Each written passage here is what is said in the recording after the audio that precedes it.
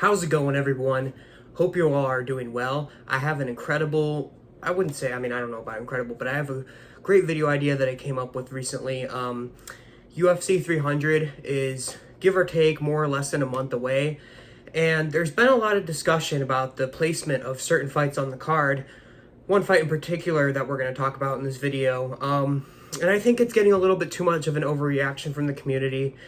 I think that, people are really trying to shit on UFC 300 as much as they can, say 299 was better, this and that. So I have two big focal points about this fight that I'm going to get to. But first of all, before I get into any of that, I do need to say Bo Nickal versus Cody Brundage is an absolute disgrace of a fight. Cody Brundage has no business being on a main card of a pay-per-view, any pay-per-view, much less what Dana White is calling the best pay-per-view we've ever put on. So I'm just glad I could get that out of the way, because I know I'm going to have a lot of people saying, why are you defending this fight? Why are you defending this matchmaking? I'm not. It's a free win for Bo Nickal. It's clear they want to, build him into something. And that brings me to my first point. The UFC desperately needs pay-per-view stars. They have not sold a pay-per-view over 1 million buys since, I believe it was the first or second Usman versus Masvidal pay-per-view. And that's terrible. That must have been like, what, 3, maybe even 4 years ago? So they're really struggling with pay-per-view buys, and I think they see Bo Nickal as someone who can reach out to a different demographic they haven't tapped into yet. Bo Nickal, he's coming from the NCAA wrestling scene. There's all these, middle-aged dads that, have a family and have enough expendable income to actually buy a pay-per-view versus, people really look at Sean O'Malley as a star, or, Israel Adesanya as a star. And Israel Adesanya, draws a decent amount of pay-per-views. But the thing you need to look at is guys like those two fighters that I just mentioned, they draw in a much younger demographic, which will be important for buys later on, but it may not be. It may be completely irrelevant, considering this younger demographic, they usually know where to find the illegal streams, how to avoid paying for a $85 pay-per-view, which the price is just egregious, to be honest. They would sell more pay-per-views if they just brought it down to like even $50, which is still a lot of money for 5 fights, but I'm not here to talk about the price of pay-per-views. I'm here to talk about Bo Nickal versus Cody Brundage and how it makes more sense to be on the main card than it seems. Now, the last time I checked, it was just above Charles Oliveira versus Arman Tsarukyan, which is terrible placement. Charles Oliveira, former champion, one of the most exciting fighters in the UFC, most submissions in UFC history. Arman Tsarukyan, rising contender, will probably fight for the title one day, even if he does lose to Charles Oliveira. And, I just think, it was a mistake for the UFC to put it above that, but I do think it makes sense for Bo Nickal to be on the main card. Reason being, Bo Nickal has the potential to sell a lot of pay-per-views, as I talked about earlier.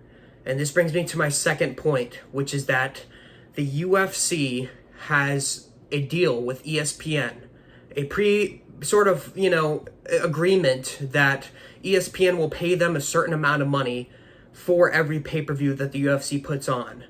And if it sells, I think it's something like 500,000 pay-per-view buys, maybe 250,000 pay-per-view buys. If it sells under that, I'm pretty sure ESPN takes some money from the gate that they sell. Again, don't quote me on this. I could be completely wrong. This is just my general understanding of it. And if it sells over 500,000 pay-per-view buys, then ESPN will give them some of the pay-per-view points, because they pay the UFC a flat rate to put these pay-per-views on, and then ESPN gets all the pay-per-view revenue up to a point. So there's a certain threshold. I don't know what exactly that number is, but there is a certain threshold. And this particular deal with ESPN expires next year. So the UFC desperately needs UFC 300 to be a massive event. If they want any chance of re-signing with ESPN or any chance of signing with another big streaming company, they need UFC 300 to at least break that 1 million pay-per-view buy threshold. Because if it doesn't, it's just going to look pathetic. The biggest card they've ever put on. I can't think of any other cards that are as stacked as this. Granted, I've only been watching since 2019, but still, this card is just ridiculous top to bottom. And I really think that they do need that that huge boost in pay-per-view numbers to, you know, provide to ESPN or any other streaming service that, you know, we are worth having around. Look, you know, I think that's why they made 298 and 299 also massive.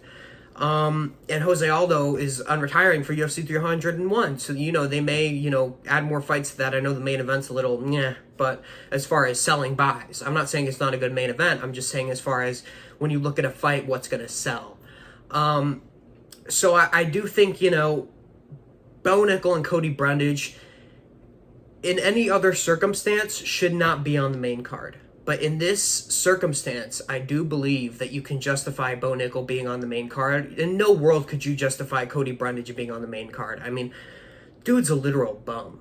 But Bo Nickal on the main card, to me personally, makes a lot of sense. And I don't feel like anyone's talking about this side of it. They're all just talking about how, you know, oh, they're putting it over Charles Oliveira and Arman Tsarukyan, the UFC bias towards Bo Nickal, and they do have a bias towards him, and that's because they see that he does have that certain demographic that will buy pay-per-views, versus, like, you know, like I said earlier, Sean O'Malley, they're all pretty young. His demographic's pretty young. They're all just going to watch it illegally, so it doesn't equate to pay-per-view buys. You know, Sean O'Malley may be a bigger star, but I mean, honestly, I think you could make an argument right now that right now, as it sits, Bo Nickal could potentially sell more pay-per-views than Sean O'Malley. And that sounds completely insane, but when you think about it, I mean, people like to support people from their own sport, and I think there's a lot of, you know, guys that used to wrestle and their kids wrestle, and they want to see Bo Nickal fight. They want to have, you know, their boys over and crack some cold ones and watch the Bo Nickal fight, and I think that's, you know, something that the UFC has noticed when they put Bo Nickal on a card, because I believe this is not the first main card of a pay-per-view he's been on. So I do believe that they've tested this method before, and they have seen results from putting Bo Nickal on a main card. So overall, I guess what I'm trying to get to is Bo Nickal versus Cody Brundage on the main card is nowhere near as egregious as you would think when you first look at the card. I do think the UFC will move Charles Oliveira versus Arman Tsarukyan above Bo Nickal versus Cody Brundage because of the outrage that has happened from that placement on the card. But honestly, I think people complain too much about card placement. You know, I mean, sure, it's more aesthetically pleasing when you see all the fights in order, but you get all the same fights anyways. If you're already going to buy the pay-per-view for the main and co-main event, it really doesn't matter, like, where the placement of fights are on the card. I mean, you could shuffle things around on this card. You could put, you know, Aljamain Sterling on the main card. You could put, you know, Yuri Prohaska on the main card. It really doesn't matter. It doesn't change anything. You're still going to see all of the fights from that card. You know, it's just in different orders. So I really don't get why people complain about that so much. I mean, I think it's kind of annoying, to be honest. I'm tired of hearing about, you know, the UFC putting people on different spots, or, I mean, I phrased that terribly, but you understand what I'm saying. But anyways, I honestly think that, you know, this is actually going to be a great move from the UFC. I think UFC 300 will be the first card since that Usman versus Masvidal 2 card to crack 1 million pay-per-view buys, and I think it will be a great success, considering, if I had to guess how much UFC 299 sold, I would guess somewhere in the ballpark of 750,000 pay-per-view buys, which is great. So I do think this card will do significantly better because Bo Nickal is on the main card. You know, obviously they don't always release the numbers, so we may never know. But I'm just saying, speculatively, it makes sense. And, you know, that's pretty much my point. If you guys enjoyed, please, you know, leave a comment with your thoughts down below. If you disagree, if you agree, if you think, you know, there are any more reasons why they could potentially be putting him on the main card, or why you think they shouldn't put him on the main card, or, you know, etc., etc. Please leave a like on the video, as it does help me in the algorithm. And, you know, if you want to subscribe, you know, turn on those post notifications so that you get notified every time I post a video. And thank you so much for watching.